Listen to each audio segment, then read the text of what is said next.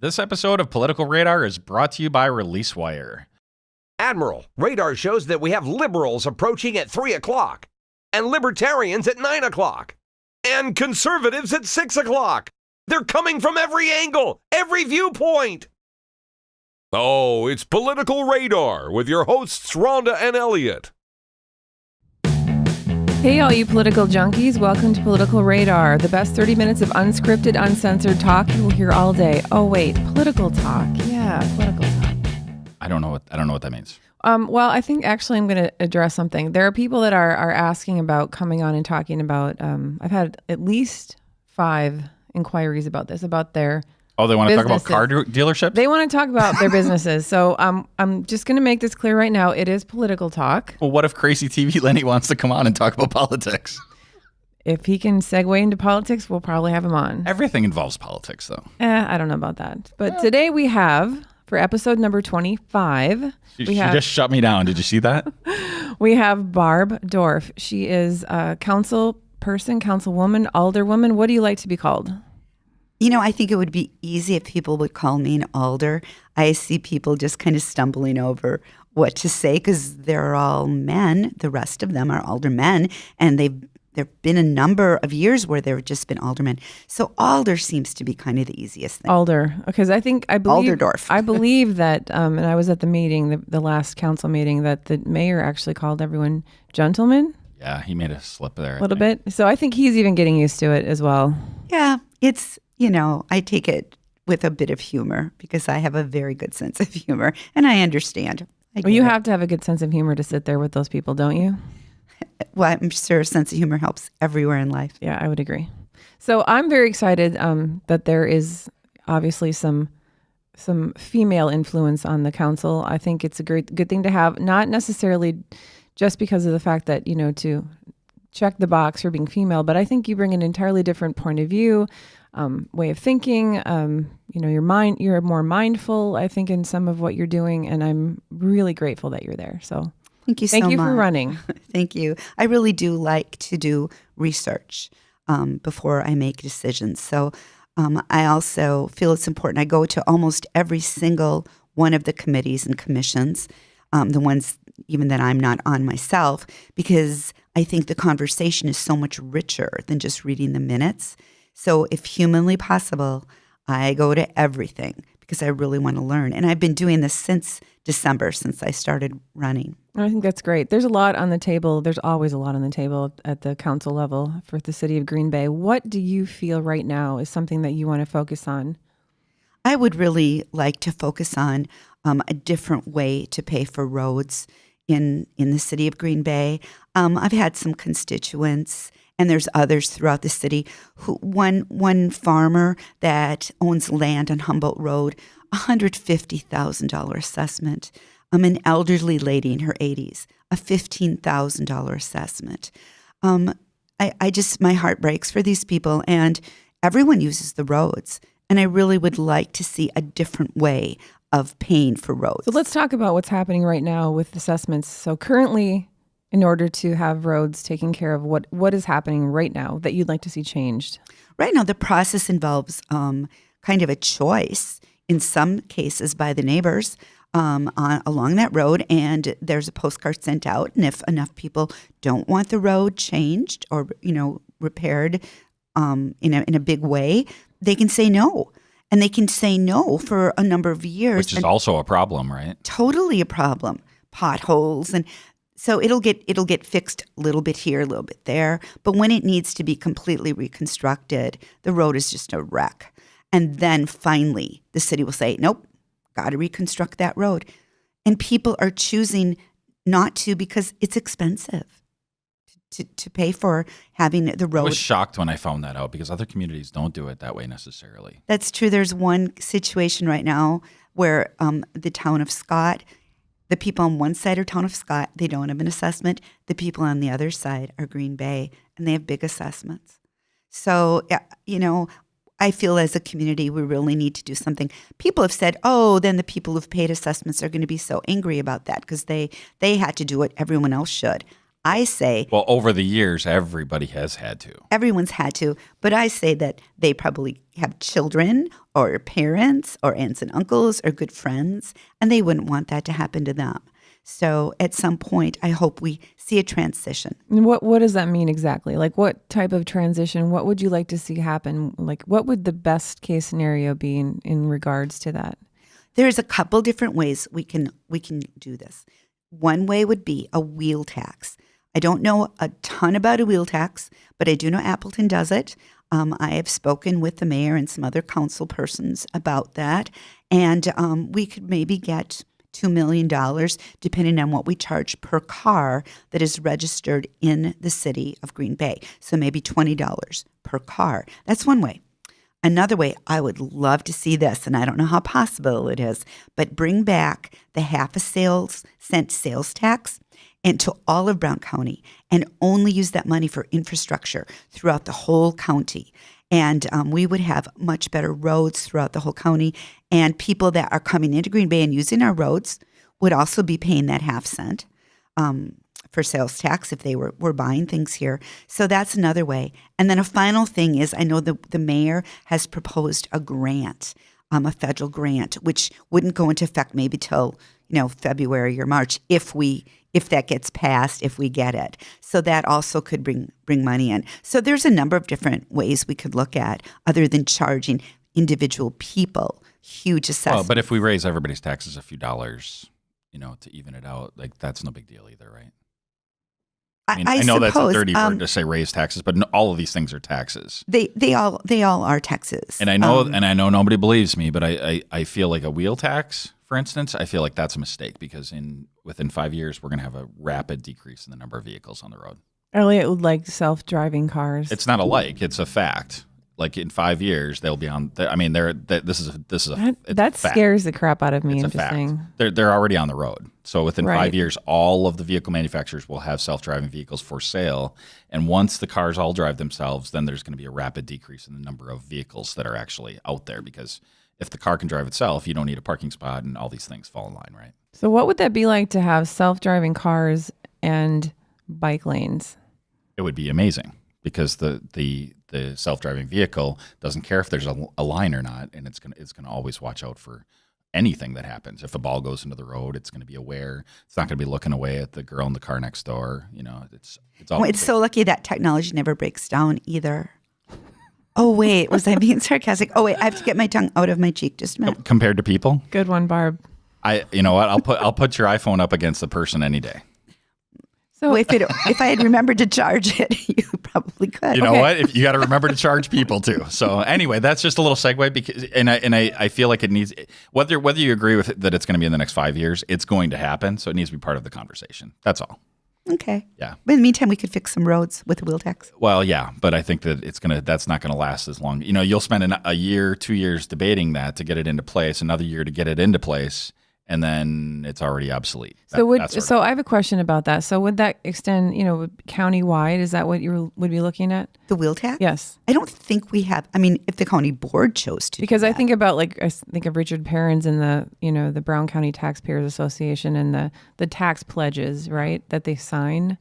Do any of the council people sign that on the council level? I don't know. Okay. I mean, it's not something I'm very familiar with yet. Because that is what I could see, the only real roadblock I could see happening on that. They sent you something, didn't they? Did they send you? They sent me something. Yeah, usually they send you a survey to fill out to say that I'm absolutely not going to raise taxes. Mm-hmm. Oh. You sell your soul. I probably didn't sell my soul. Good for because you. I don't sell my votes or sell anything for that matter. Well, that's good to know. I think it's an interesting thing to do, especially when there's so much conversation, and there always has been. A lot of people try to blame the mayor for the road situation. I see that all over social media and have forever. They equate the bad roads with Mayor Schmidt. That's what they do. And city council. And city council. Yeah. So they blame. Yeah. So I think it's an educational thing. To the people on the street. To the people on the street, if they know all of the details, they'll care about bike lanes, right? Mm-hmm. But they aren't going to. They care about potholes on the roads. They care about garbage pick up, if there's, if their garbage doesn't get picked up, these are big tragedies to people. These are those are the priorities. Well, that's true. It is still our responsibility. There's all these details and all these ways it can get done. And certainly people can vote down, on their street, but we gave them that authority. And so if we think that's not the right way to do it, then we need to take away that authority and do it in a better way for everyone. I appreciate that you actually have some ideas, because I feel like I sit there and I watch some of these alders just basically breathe air and collect a paycheck. And you are not doing that. And I'm pretty convinced that you will never be doing that. I think some of them, that's what we actually would prefer they would do. Yeah. Not naming any names. Yeah. But I feel like that it's nice to see that, and I'm not sure if it's, I've gone back and forth with this on term limits possibly. When you're new, when you're on board, you're fresh, you got the energy, your intention is different possibly when you're on council and it's the first, year or two. After a while, I think they get complacent, they feel exceptional, they just sit there. There's really nothing happening. They don't fall asleep though. Sometimes they fall asleep, but I'm just really grateful again that you are not in that place. And so there's another. I guess there was a big issue that night at last council meeting, in regards to bike lanes. Yeah, and having safe bike lanes. That is the word that I just wanted to hear over and over again. Which I was grateful that you and Alderman Galvin pushed to have this approved. Explain that. What happened with the new proposal? It's the Webster Avenue corridor coming into town. They're going to be redoing that. It's going to be quite a project, isn't it? It's from University Avenue out to Radisson, which people, if they're not familiar where Radisson is, it's by the Wendy's and the McDonald's, that right there, that intersection. And well, I'd been contacted by a number of people. I went into that meeting just hoping that we could look at the cross section a little differently. Could we just get it with a 5-foot lane rather than the 4-foot lane? What does cross section mean? Oh, cross section would be, I would say, like a drawing. I looked at the original cross section where it showed the 4-foot. I wanted to see what, let's try a 5-foot. How much would that cost? And is it feasible? Because you have to take those feet away from somewhere. And it really is 2 feet, one on either side of the road. It's not just 1 foot. So the original proposal had the bike lane area to be, and it wasn't marked, correct? It wasn't striped. Correct. So it was 4 feet. Right. It would be really, the inside lanes on both sides would be 11 feet. And then the outside lane would be 15 feet. So there's a couple things that would do. Certainly, there would be room for a bike to go. When my husband used to be a police officer, and I'm familiar with some of the police techniques. Traffic calming is what happens when you narrow a lane. When you widen a lane, many times you'll find the speeds will increase. Can I ask a question on yes, that? Sure. So on the side, will it? I understand there won't be a line if it's 4 feet, but will there be the little bike with a little arrow thing? That was something I asked for as well. Okay. That was another part of what. Because to me, that's the same. The Shero. As a bike rider, that's the same. The Shero. Right. So but that wasn't in the plan. Okay. That was not in the current proposal plan. did not include that. No. Okay. I must have missed that when my eyes went glassy watching. All right.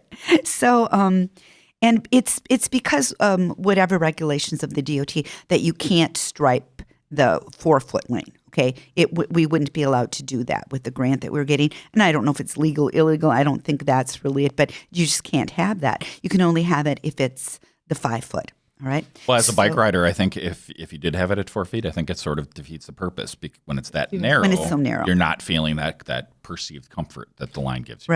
Right. So my hope was simply to ask for it to be looked at again. Well, as the conversation evolved, things came up such as, well, maybe the federal grant wouldn't still be available. It will put the project off for a month, and I just really never in my wildest dreams thought we'd actually pass it that night. And we only passed it because the people in the audience came. I truly believe that. I saw the eyes of the alders get wide when Jen, I believe, or Heather was first. I think Heather asked them. Heather Gentry. Yeah, Heather Gentry asked them to stand, the people in the audience that were there for the bikes, and the whole audience stood up. It was amazing. I really felt that's what made the tide kind of churn toward let's really look at this as an option that we could look at tonight. I think you're absolutely right. I think public pressure, people being, participating and being there for something that they believe in makes all the difference. It does. In local government. Those are votes. We only get where we are if we get people to vote us in. So where are we right now on that proposal? So the 5-foot lane was approved, okay, with a stripe, which I think is interesting. So you wouldn't create a crosswalk without a boundary, correct? Correct. Right. So why would you do a bike lane without a boundary? I couldn't get over that. I'm like, that is exactly why we have crosswalks, because cars need a boundary. But every intersection doesn't have crosswalk. Right. But when you have it designate, when you want to designate, like by schools, we have wherever you want safety to occur, we have a boundary for cars. And that I wasn't even understanding why that wasn't even a conversation on the floor. Like that should just be there. But it couldn't be with 4 foot. I mean, it couldn't be. We could possibly paint it a different color. That was another thought. However, that is a lot of upkeep to keep that paint on the road. And the Sharrows would have been another idea. I'm very pleased that it did What's end a up. Sharrow? Sharrow is the arrow where you share it with the car. You know what a Sharrow is. But for our studio audience, I know everything. I'm sorry. This is for the a Sharrow is like, well, you can see them on Cherry Street. You can see them if you look very closely because they're quite faded. But there's like it's the little arrow painted in with the little bike symbol or something. And so I have another question. So I thought for some reason, and I feel like I was at some of these meetings, that the traffic commission the name was supposed to have been changed. It finally got changed because it has to have a number of readings. That's why I wondered too, like, why are we still the traffic commission? But now we are not. We are the traffic, bicycle, and pedestrian. Okay, so the next time the minutes come out, it's going to reflect that, right? It is, and I am on that commission. Okay, I'm so excited about that. I am too. I think that's a huge step that we're actually going to look at bike. Like literally, like that is a mode of transportation is something to And you're to be acknowledging considered. that self-driving vehicles will make those things more possible and safer. I think I can't disagree with Good that. job. I think Green Bay needs to become more innovative. I think we need to try to attract the millennials, and people need to see that our city is progressive. And so things like the pedal pub, which is something else I think would be a really nice thing. Now that was approved, correct? That was approved, but the ordinance hasn't been created yet. I mean, it was only approved through traffic commission. It was on everything. On the report, though. Oh, then you're right. Yeah, you're right. it was on the report, and it was approved. But yeah, to create the ordinance, then that has to get approved. Okay. Yeah, there's this is what I didn't know. This is why government works so slowly. It's a step. And then there's another step, and then there's 3 readings. It takes time for everything. Everything doesn't go very fast. But I think if people understand that there is a process and it's happening, it might not be happening as fast as you want it to, but if you stick in there and you stay with the process, that you can actually really be a part of change in your city. Which is really cool. I think, and the other thing I love best about being an alderwoman is helping people, which is why I ran in the first place.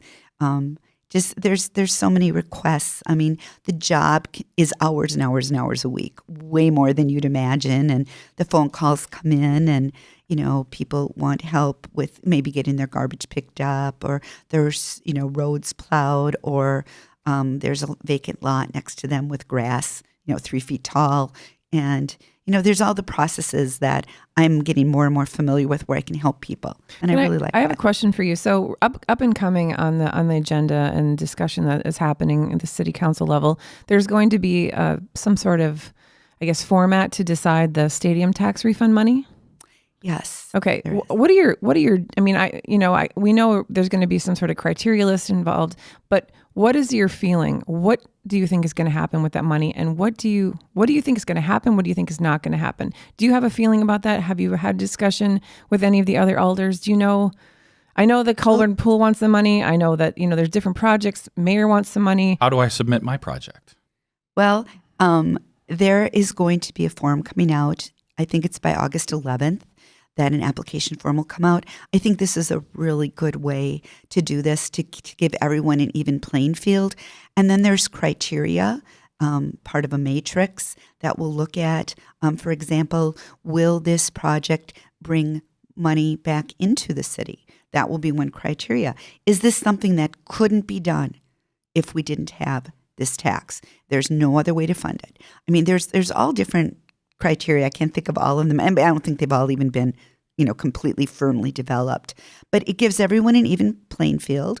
And then finance will look at that. And, those of us that are interested, last time there were 8 alders at Finance Committee. Mm-hmm. Go to the committee meetings if you want input. Don't just wait till the city council meeting to give input. That would be my advice to my fellow alders. I think that's really good, very sound advice, Barb. So I know you like to be conciliatory and collaborative, but every once in a while you should just say, we did talk about this at the committee meeting, and then just drop the mic. Well, you need to be called on to talk. You could have been there. So what about that? So learning the process of Robert's Rules of Order, that's interesting as well, isn't it?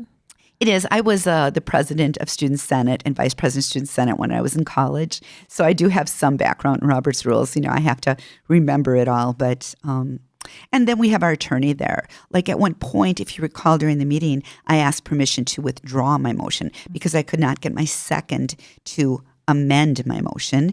And it wasn't quite sure Robert's Rules, I could do that. But yes, and the reason I did that was because I knew I didn't have the votes. That motion, as it was stated, would not have gotten passed. So then, the attorney goes, you can withdraw it. I withdrew it. And then I got to make it later on the way I wanted to make it. Mm-hmm. No, that was an interesting exchange to watch. And I'm so glad that you're there. And I'm really excited about the next 2 years. So I have a question, and you don't have to comment on the existing issue, but what is your opinion on the code of conduct? Well, there's a code of ethics, and a code of conduct. They're two different things. Ethics and conduct are two different things. So, is it called code of ethics? Did I screw that up? There are two. Well, different. There are both. Different? Yeah. Okay. There are both. Okay. So what are you really asking? I don't know. I'm asking you. All right. Well, the code of conduct, that's something that happened before I came on. I certainly think that as an alderperson, I should be held to a higher standard. As an educator for 38 years, I was held to a higher standard. And so I'm kind of used to that. I think we should treat each other respectfully and kindly. And so I think it's probably a good thing. I think many places have a certain code of conduct that you should abide by. So does the code of conduct applies to your behavior as an alder? The code of ethics is a city employee, correct? Isn't that what that is? Well, I suppose. Yes, the code of conduct would apply as an alder. But when I've read closely the code of ethics, and it applies in your role as a city employee, in your role when you're acting in your role as an alder person. So you can leave City Hall, go down the street, and strip down naked, and it doesn't matter. If it was illegal, because that's also in there. Mm-hmm. If you do something illegal, then it applies. If something's been determined to not be illegal, does it or doesn't it apply? As in every law, there is room for interpretation. And so our ethics board made an interpretation. That was their interpretation. Now, as council members, eventually we will make an interpretation on the current issue, which we really haven't settled out. And so that's one of the criticisms Yes. of having something like that, because on the other hand, you could say, well, that's what elections are for. Mm-hmm. And if you have these rules within the within the council or whatever the body is, and you spend a bunch of time discussing and deliberating and talking about the rules, you're wasting the people's time. So, but I don't know that everybody could possibly know everything that goes on when they go to vote. I mean, I knocked 1,500 doors, so I got to talk to, many of those people. But there's a lot of doors I didn't knock, didn't get to knock. Some people weren't home. They don't know all the issues necessarily. So I think we have to watch out for those people. Yeah, they're not necessarily privy to what's happening, or sometimes even interested, and they just show up or they don't show up and vote. Yeah. So you believe that we'll be seeing a decision soon on this issue that we're not referring to? I believe, yes, that probably next month, because all the facts aren't in yet, all the opinions aren't in yet, all of the objections or appeals aren't in yet. So we have to wait. We have to wait till August. Got it. Well, thanks again for coming on. Really appreciate you. I know the time goes by really fast. I think if you have one Unless more, you got something else. No, I don't. Issue, I don't. Yeah. Okay. You sure? I love being an alderperson. I really thank you for letting me come on, and I really enjoyed being here. Thanks again. So we're wrapping it up. Yep. Record time. So if you guys want to get show notes, go to politicalradar.com. If you would like to sponsor, contact@politicalradar.com. You should join the Political Radar community if you haven't already. And then you can debate such wonderful topics as, should there ever be partisan discussion by city council people and county board members? You can talk about the presidential election. It's super great. You should get in on that. That's it. If you enjoyed this episode of Political Radar, please share it with your friends on Facebook and Twitter. Even better, submit a show review to iTunes or Stitcher. To listen to other episodes of Political Radar, please visit politicalradar.com/episodes. To support our podcast, please visit our sponsors who make this show possible. You can do this by visiting politicalradar.com/sponsors. Thanks for listening to Political Radar. To ensure that you never miss an episode, subscribe on iTunes or your favorite podcast app. To stay up to date, visit politicalradar.com or connect with us on Facebook or Twitter. This episode of Political Radar is brought to you by ReleaseWire. ReleaseWire is a powerful media engagement service connecting businesses to journalists and bloggers. If you need to get the word out about your business, ReleaseWire is an effective and affordable way to reach journalists and bloggers who are truly interested. And we have a special offer for you today. Submit your first on-demand press release with ReleaseWire and save 25% by entering the discount code PoliticalRadar. That's Political Radar. ReleaseWire, from release to results. Political Radar is a proud member of the Newsmakers Podcast Network, an ever-growing network of podcasts covering a wide range of topics. Check them out at npcn.tv.